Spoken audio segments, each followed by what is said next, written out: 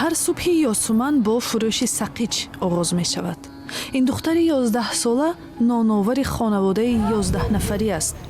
یاسمن هفته همگی 2 روز دارد که از کار و تشویش زندگی فارغ شود.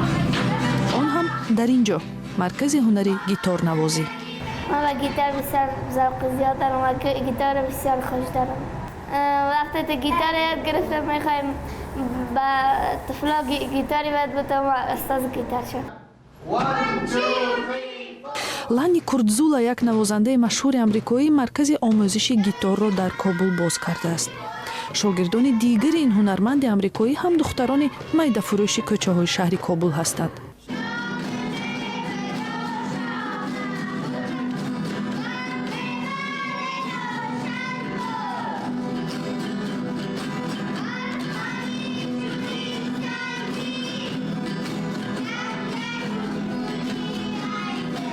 لانی کورتزولا امیدوار است که آنها با نواختن گیتار حداقل برای مدت دشواری‌های زندگی را فراموش می‌کنند.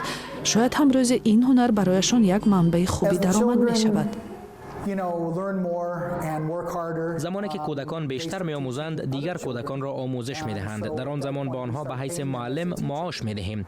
بعد از تقریباً 6 ماه می‌توانند پول کافی پیدا کنند تا خانواده‌های خود را کمک کنند، کرایه خانه بپردازند و غذا بخرند.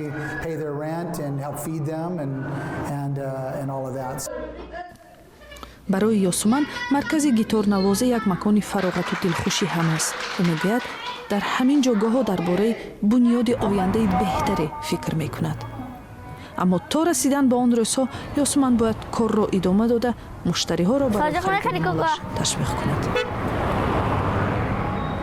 کوکو ساجاق میخری؟